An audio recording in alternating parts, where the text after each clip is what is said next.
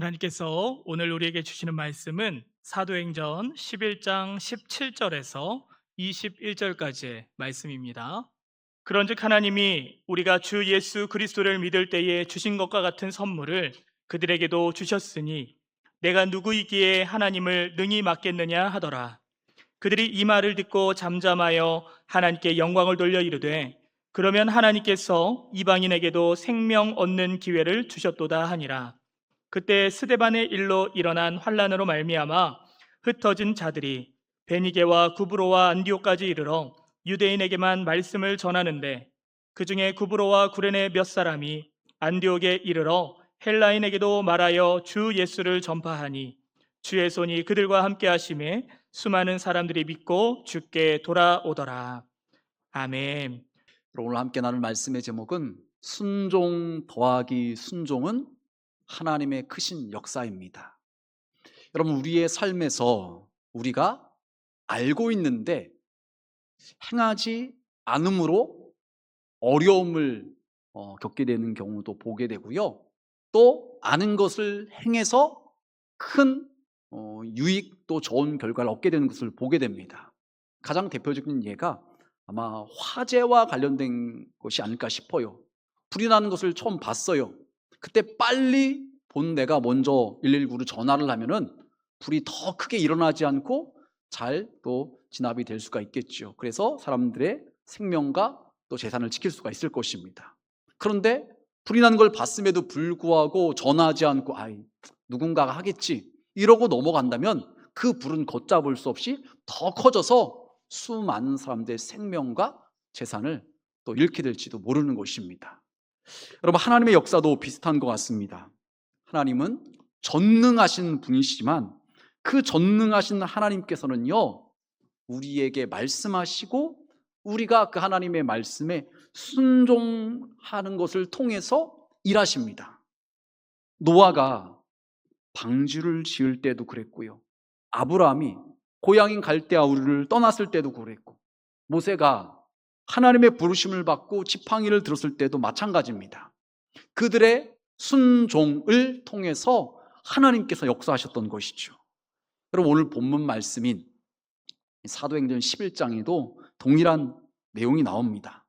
순종이 또 다른 순종을 낳고 또 그 순종이 하나님의 크고 놀라운 역사를 이루어가는 것을 보여주고 있습니다. 첫 번째 말씀인데요, 첫 번째는 우리 지난 시간에 함께 나눴던 내용이에요.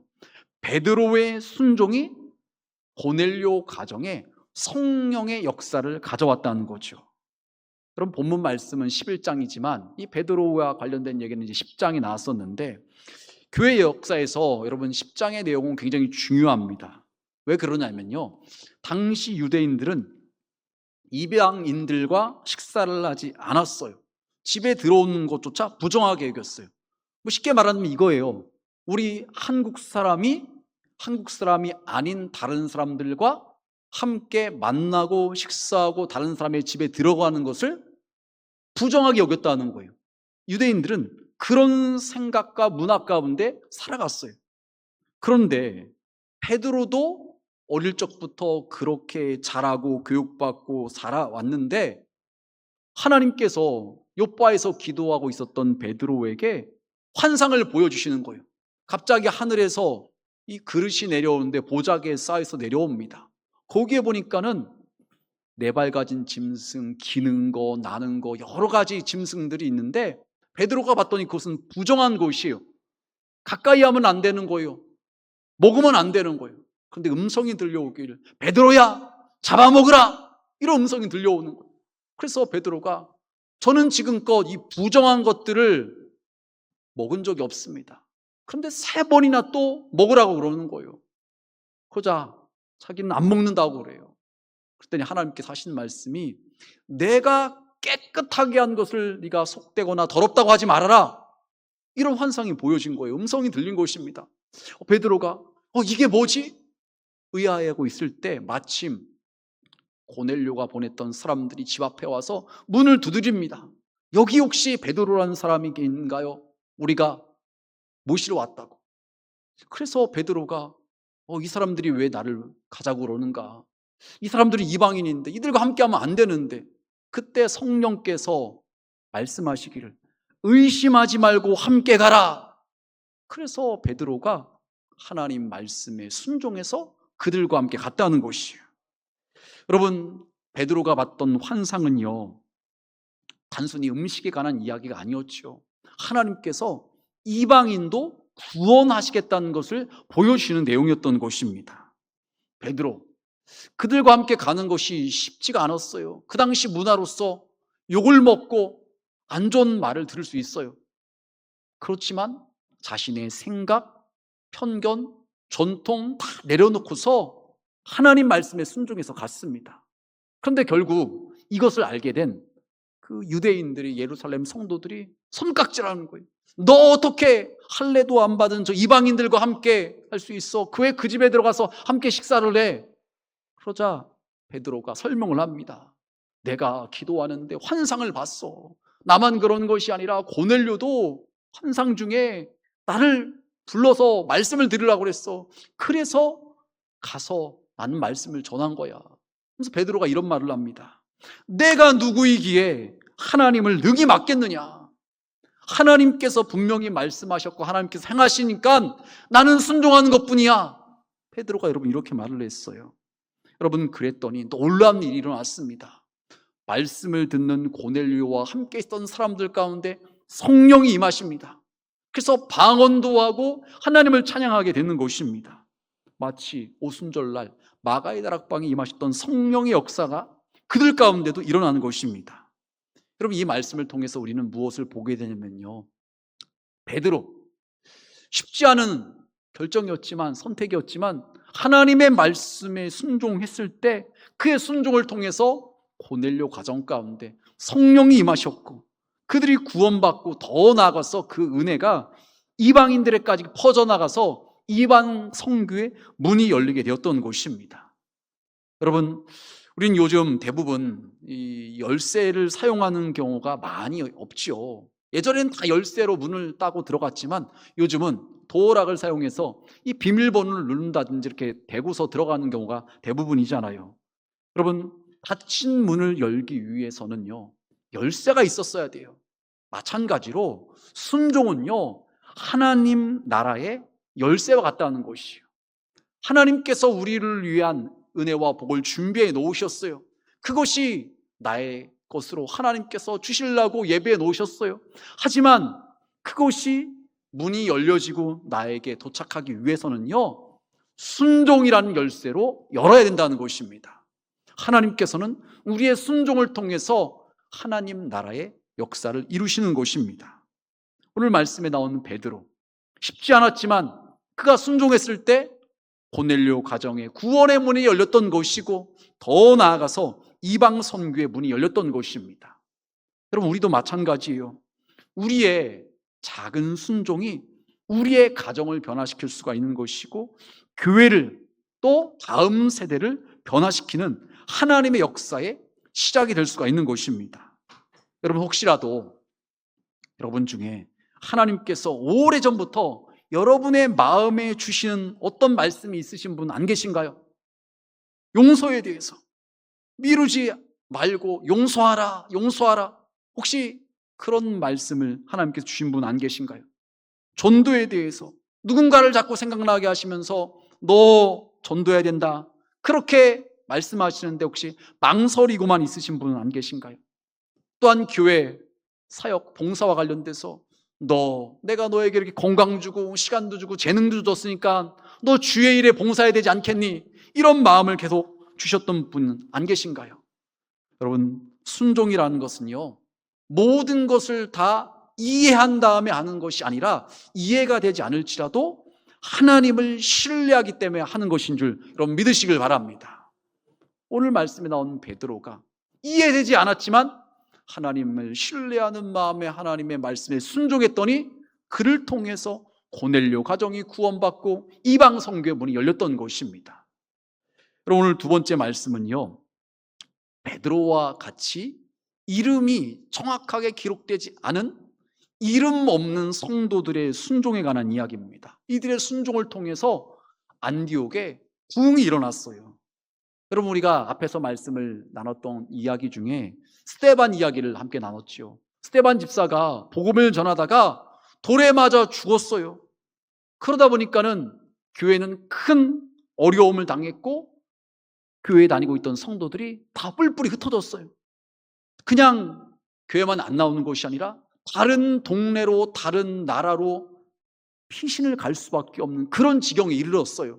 그런데 그들이 그렇게 도망을 갔어도 예수님을 안 믿고 전도를 안 하는 것이 아니라 흩어진 곳에서도 또 예수님을 전했던 것입니다.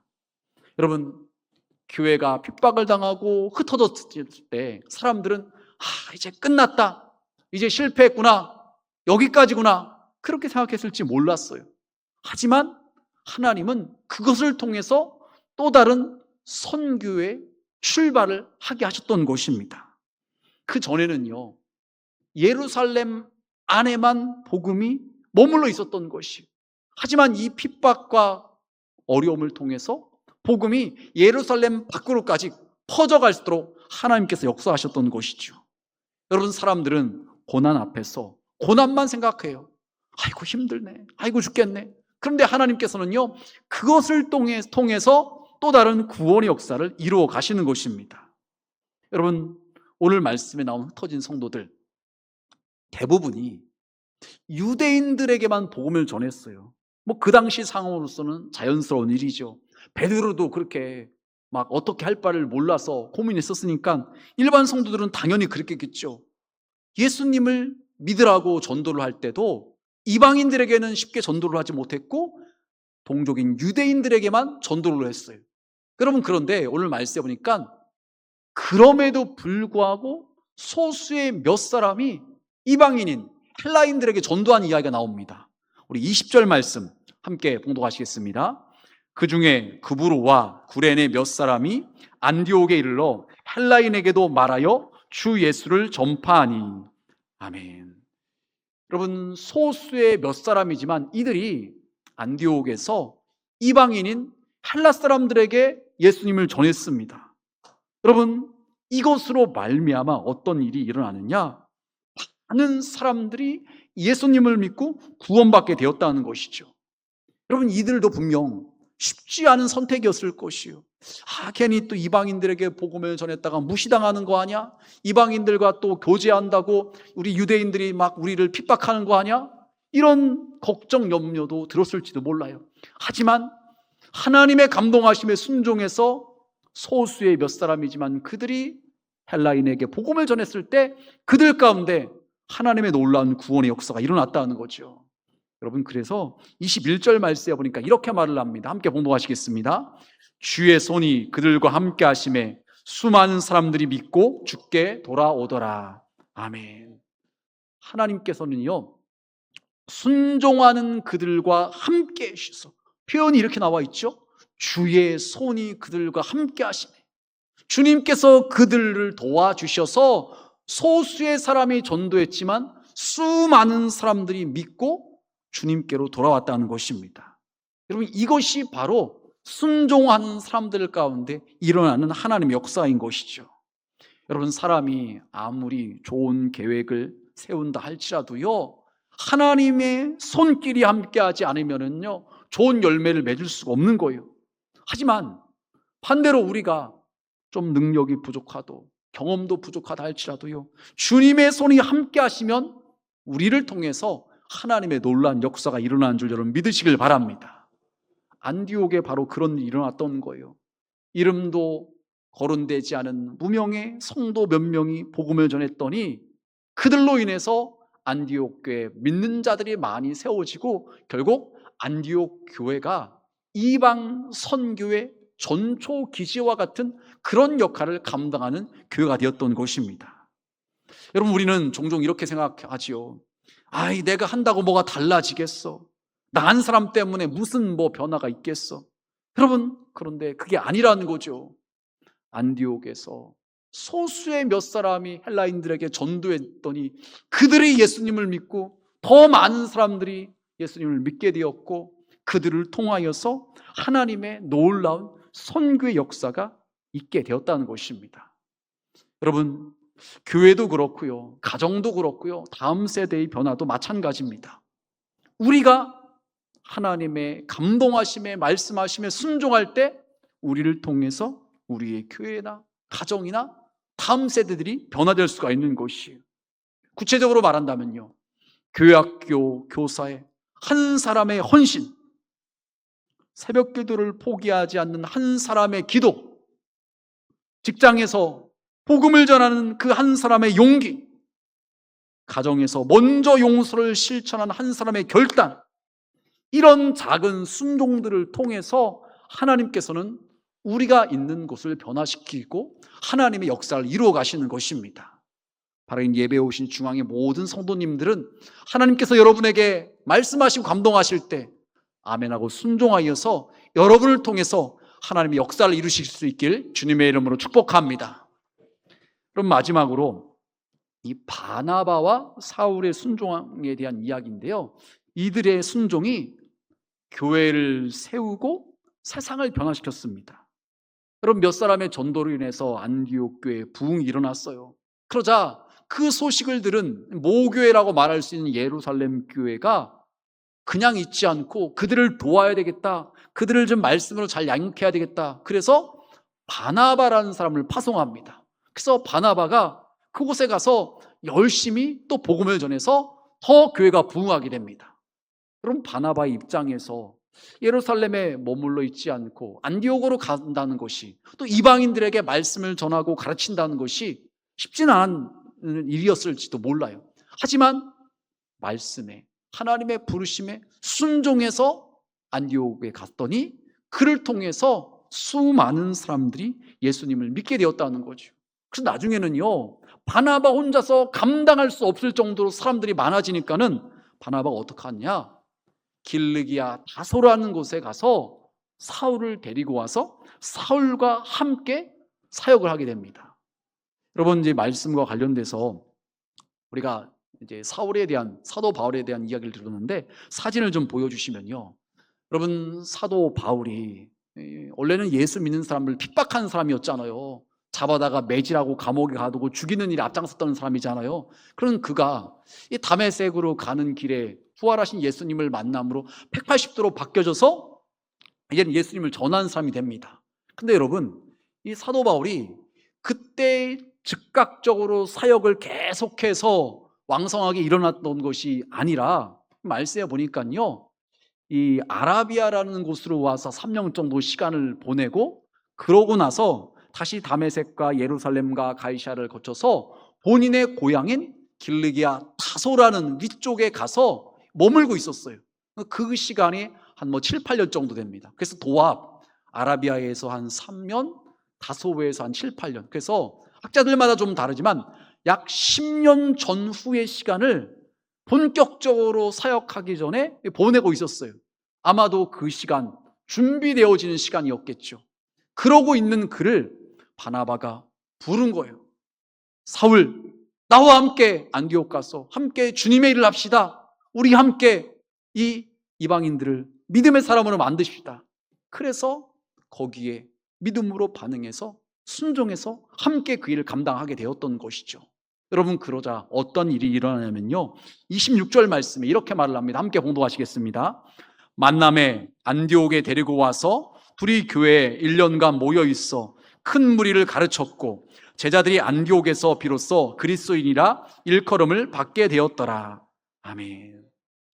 바나바와 사울이 열심히 성도들에게 말씀을 전하고 가르쳤더니 교인들이 아니라 안 믿는 세상 사람들이, 야, 저 사람들은 진짜 그리스도인이다, 진짜 크리스찬이다, 이런 말을 듣게 되었다는 것입니다. 여러분, 그리스도인이라는 말, 단순히 교회에 다닌다는 그 정도의 말이 아니라 예수님과 동행하는 사람, 속해 있는 사람, 예수님을 닮아가는 사람이라는 것이죠. 사람들이 볼 때 저 사람들은 진짜 예수쟁이야, 진짜 믿는 사람이야, 그런 평가를 받았다는 것이죠. 안디옥 교회 성도들 예배 시간뿐만 아니라 그들의 삶에서도 예수님의 향기를 나타냈다는 것이에요. 그래서 세상 사람들이 먼저 그들을 그리스도인이라 처음으로 부르게 되었다는 것입니다. 여러분, 우리는 어떤가요? 우리는 우리의 삶의 자리에서, 가정에서, 안 믿는 가족들로부터 당신 진짜야, 너 진짜구나, 이런 말을 듣고 있는가요? 학교에서, 직장에서, 안 믿는 사람들과의 그 만남 가운데서 당신 진짜 예수쟁이네, 진짜 크리스찬이네, 혹시 그런 말을 듣고 있는가요? 아니면 그 반대로 당신이나 나나 똑같이 뭘 더 교회 다닌다고 뭐 대단한 것처럼 그래, 혹시 이런 비아냥의 소리를 듣고 있지는 않은가요? 바로 이 예배에 오신 우리 중앙의 모든 성도님들은 여러분의 삶의 자리에서 당신은 진짜 그리스도인입니다, 이런 평가를 받을 수 있는 우리 모두가 되시길 주님의 이름으로 축복합니다.